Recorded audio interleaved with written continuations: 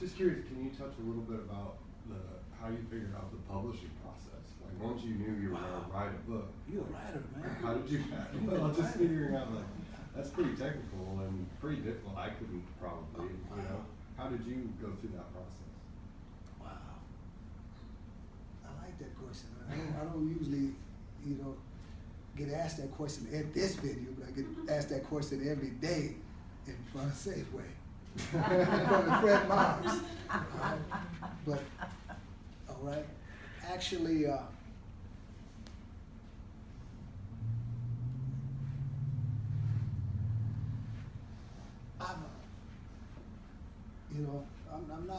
not preaching a sermon or nothing, but the first time I went to prison, I had a fascination for words. When I went to prison at 18, it was me and another guy.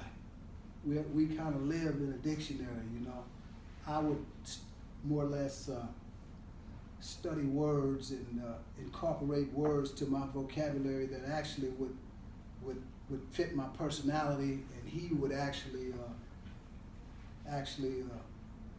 he'd study words that like he's preparing to work for NASA.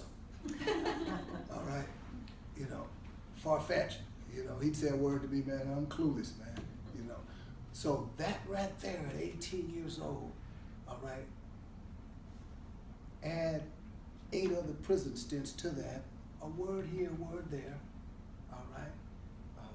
A newspaper article, you know, I caught sight of out of my peripheral vision. All right. The vocabulary is already there. All right. So I have a writing because I had been doing a bunch of lying to pen pals. All right. I've been writing. I had been writing. You know, I didn't share that. There's a process in prison. There's, you know, guys get lonely. You can go online. You can send a picture, and people help you with your loneliness. All right. So a couple of times, all right, my pen pal said, "You sent me a 14-page letter front and back. All right, that's a novel." You don't forget those kind of things. You know, when people stroke you like that, you don't forget that kind of stroking, especially when it's positive and that you've been throwing your life away. All right, so after I got out of prison, all right, I went to Silverdale. I was in a work release. I was in an Oxford house. I prepared myself so I wouldn't be relapsed. So everything that I had on my typewriter, I took it to FedEx, and FedEx scanned it and put it on one of those discs for me, and I uploaded it to Amazon.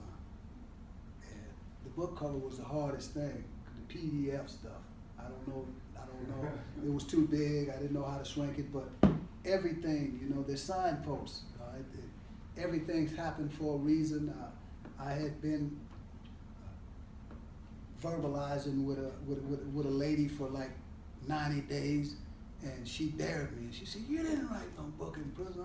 You guys get out. You come with all this far-fetched talk. You didn't write no book in prison." I said, "Well, meet me at Starbucks." And I met her at Starbucks, and I had like 120,000 words, and she was just, her mind was blown. "I'm not gonna type all that. Oh, I'm not gonna type all that. I'm not gonna type that." So she said, "Well, I have an idea. Do you have any money?"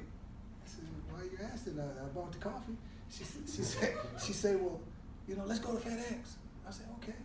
And I ran to FedEx. That's why I say, you know, wow, all I have to do is just, you know, stay healthy. But anyway, the guy at FedEx cut me a deal. Instead of charging me $70, he charged me like $30 because he had been in prison. He found all the ways in the world that he could cut me a deal. All right. And within 2 weeks, everything was loaded up to Amazon, and the magic happened. So it's not difficult if you choose to write. Yeah. Did you have an editor? Yes. Yes. Rest in peace. Rest in peace. He died of throat cancer. That Copenhagen got the best of him after so many years, just like one of the characters in the book, Samuel. But he's the guy that I don't know if I shared with you or not, but after I finished my first 2 books, he come inside the prison to a writer's group. I joined the writers group. There's a guy that challenged me. He said, I want you to come to the writers group. I hadn't even wrote the books yet. He said, I go to this writers group twice a month. I want you to watch me write a poem in 5 minutes and read it. He said, I challenge myself twice a month to go in and write a poem in 5 minutes. And he went in there and wrote a poem in 5 minutes. My mind was blown. All right, so 2 years later, when I finished my books, I started going inside of there reading excerpts. And lo and behold, a military dude popped up. And he was an editor, you know, he'd been at Desert Storm and all that stuff, but, you know, I guess after his injuries and stuff like that, he started doing some editorial work.